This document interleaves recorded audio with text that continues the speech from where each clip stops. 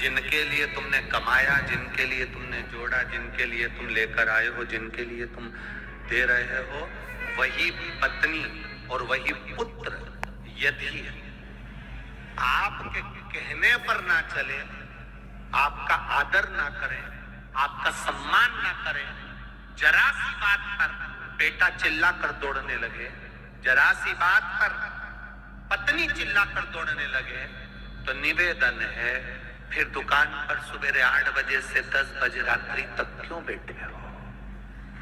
इसलिए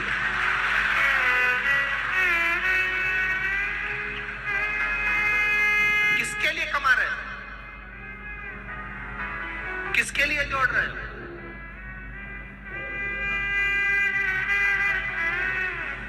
ना कहीं जा पाते हो, ना कहीं आ पाते हो। इतना सा फुर्सत नहीं कि तुम शिव महापुराण की कथा भी सुनने चले जाओ, इतना सा समय नहीं कि तुम कहीं अच्छे से अपने मेहमानों से मिल लो। किसके लिए जोड़ा तुमने? ना पुत्र अच्छे से बोल रहा है, ना पत्नी रहा है, ना पत्नी अच्छे से बोल रही है, केवल जोड़ा जोड़ा जोड़ा। शिव पुराण की कथा कहती है जिसकी पत्नी और पुत्र, जिसकी पत्नी और पुत्र ये दोनों श्रेष्ठता से अपना सम्मान करते हो, बेटा बाप का सम्मान करता हो, पत्नी पति का सम्मान करती हो, तो समझ लेना सारे तीरथ तुम्हारे घर के अंदर बसे हुए हैं। सारे तीर्थ तुम्हारे घर के अंदर। और जहां पर पत्नी सम्मान ना कर रही हो, बेटा सम्मान ना कर रहा हो, आप शब्द बोल रहा हो, गालियां दे रहा हो, आड़ा टेढ़ा बोल रहा हो, श्री भगवान की मूर्ति भी रख ली ना, हरि विठ्ठल की, और खूब पूजन भी कर रहे हो, तो समझ लेना वो स्वर्ग नहीं है, वो आनंद नहीं, वो सुख नहीं, वो स्वर्ग नहीं है, वो सुख नहीं, वो आनंद नहीं है, उसमें आनंद की अनुभूति नहीं है, समझ लीजिए। उसमें सुख का अनुभव नहीं हो पाएगा।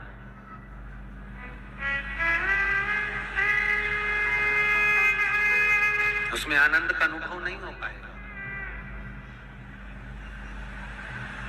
पौंडलिक के माता पिता ने विचार कर लिया अब हमको नहीं रहना, अब हमको काशी चले जाना चाहिए। तो पौंडलिक ने अपने माता पिता के काशी जाने की तैयारी हो गई, तो बहू ने पूछ लिया, पौंडलिक की धर्मपत्नी ने पूछा, कहाँ जा रहे हो आप दोनों? कहा हम काशी जा रहे हैं। काशी में क्या है? तो कहे देवादिदेव महादेव है, और हमने सुना है काशी अभिमुक्त नगरी है, मोक्ष नगरी है, जहां पर व्यक्ति मरता है, प्राण छूटते हैं, तो देवादिदेव महादेव आकर स्वयं गुरु मंत्र प्रदान करते हैं। ऐसी काशी में हम जा रहे हैं, ऐसी काशी में हम पहुंचे। उस काशी के अंदर हमारा प्रवेश हो रहा है, उस काशी में हम लोग जा रहे हैं। दोनों बेटे से भी नहीं बोले, बहू से भी नहीं बोले, बस इतना कहकर दोनों माता पिता काशी के लिए जाहनुदेव और सत्यवती जाने लगे। पीछे पीछे धर्म पत्नी ने अपने पति पौंडरिक को बुलाकर कहा, तुम्हारे माता पिता काशी जा रहे हैं, हमको लग रहा है कि ये काशी नहीं जा रहे, किसी महाराज के चक्कर में पड़ गए, तो घर का रखा हुआ सारा धन बांध के ले जा रहे हैं। जिस महाराज को तुम्हारा धन प्रिय लगे, वो महाराज महाराज नहीं हो सकता, वो फिर कोई संत या साधु या गुरु नहीं हो सकता, वो केवल एक लुटेरा ही हो सकता।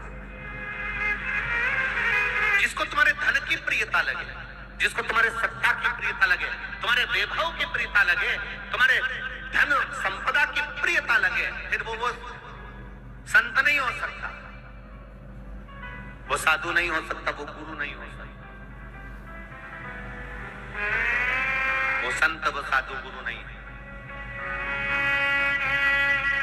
एक बात परभणी की इस चंद्रभागा शिव महापुराण की कथा में कहना चाहेंगे। स्वयं तुकाराम जी ने अपने अभंग में चंद्रभागा को अपनी बहन कहा।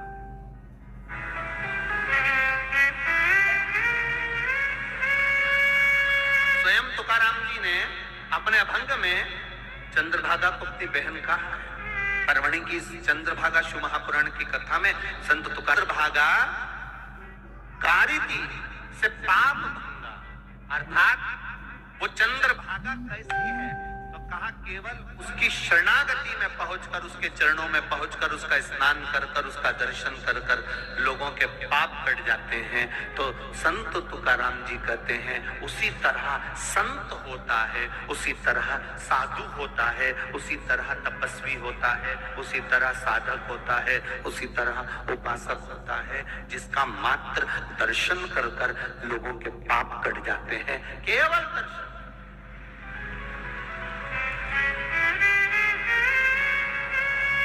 साधु, सन्यासी, तपस्वी, साधक, उपासक, संत, महात्मा, ये पावन धरा महाराष्ट्र की जो भूमि है, ये महाराष्ट्र की जो धरा है, ये संतों की धरा है, साधुओं की धरा है, गुरुजनों की धरा है। ये धरा कोई साधारण नहीं। भारत भूमि के सबसे ज्यादा संत देने वाली भूमि है महाराष्ट्र की।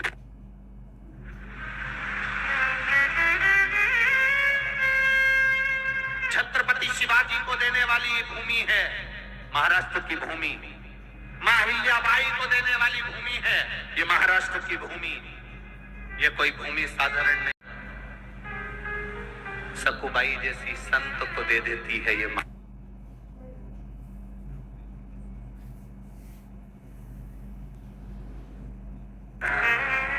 यहां तो हर थोड़ी दूर जाओगे, हर चौराहे पर, हर 8 कदम पर कोई ना कोई संत का स्थान मिल जाता है। ये महाराष्ट्र की।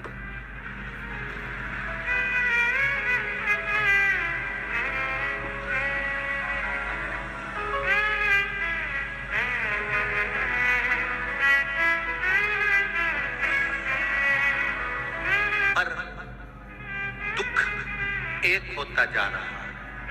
महाराष्ट्र की भूमि ने संत बहुत दिए, महाराष्ट्र की भूमि में ने साधु बहुत दिए, महाराष्ट्र की भूमि ने वीर बहुत दिए, महाराष्ट्र की भूमि ने ज्ञानी बहुत दिए। संत ज्ञानेश्वर जैसे यहां प्रकट हुए। महाराष्ट्र की भूमि ने बहुत कुछ दिया है। बस इतना निवेदन जरूर करना चाहेंगे कि जिस पावन धरा पर महाराष्ट्र की भूमि पर संत रहे, साधु रहे, सन्यासी रहे, तपस्वी रहे, भजन करने वाले रहे, उस महाराष्ट्र की भूमि पर आज देखा जाता है कि नवयुवक बच्चे व्यसन की ओर अग्रण्य होते चले जा रहे हैं। उनको वापिस खींचकर नामदेव जी, तुकाराम जी जैसे पावन चरणों में लाना है। नामदेव जी, तुकाराम जी जैसे पावन चरणों में लेकर आना है। वापिस उन संतों को, उन साधुओं को, उन गुरुजनों के चरणों में वापिस लाइए।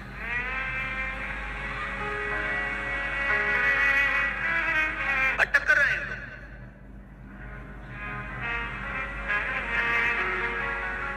कुंडली अपनी धर्म पत्नी से कह रहा है, क्या माता पिता कहां गए?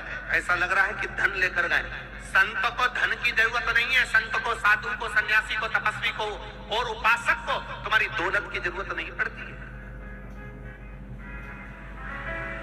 संत को जरूरत है, साधु को जरूरत है। आप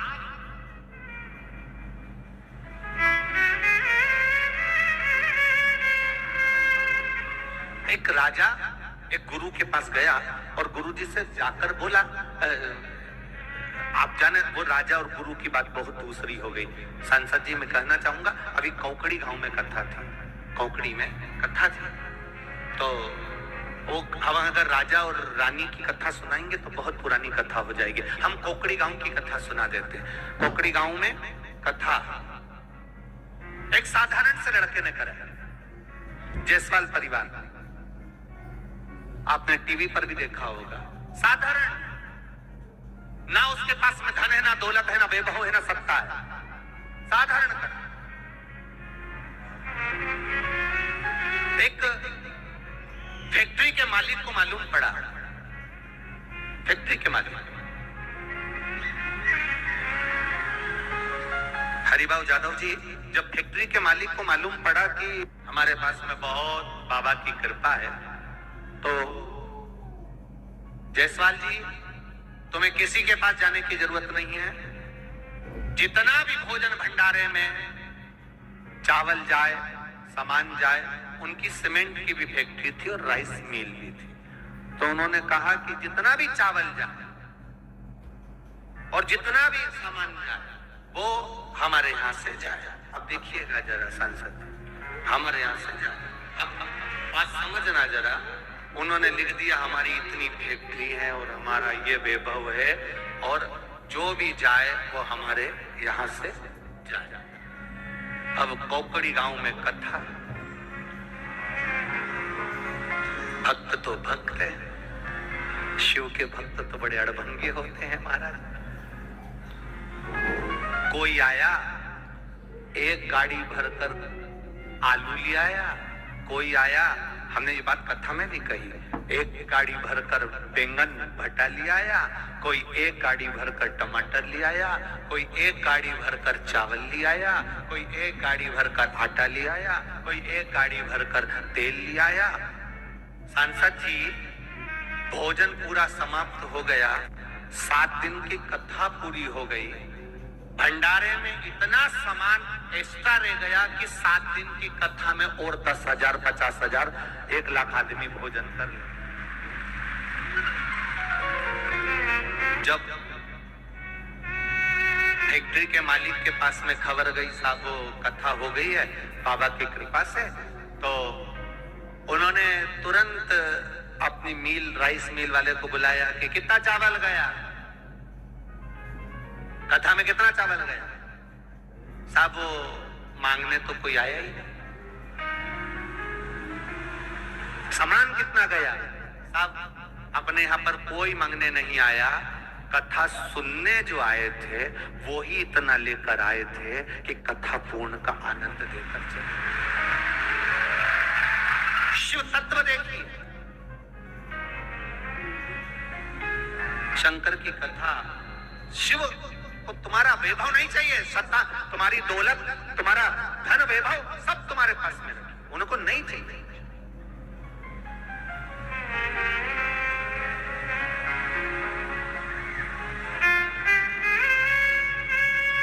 शिव को चाहिए तो केवल आपका प्रेम, आपकी करुणा, आपकी वात्सल्यता और आपकी मीठी वाणी, वो मेरे देवाधिदेव महादेव को चाहिए।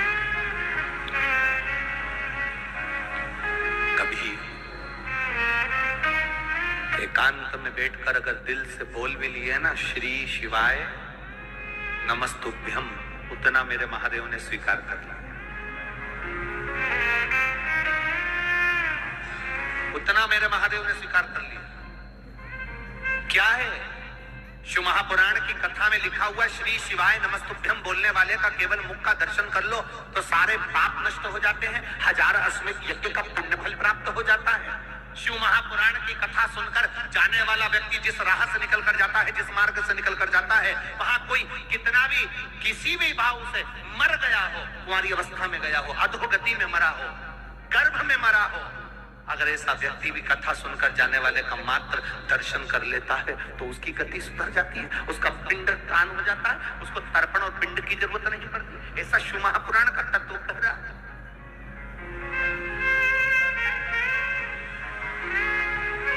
हजार वर्ष तक चंद्रभागा नदी ने तप किया है और 1000 वर्ष तक चंद्रभागा तप करती है और चंद्र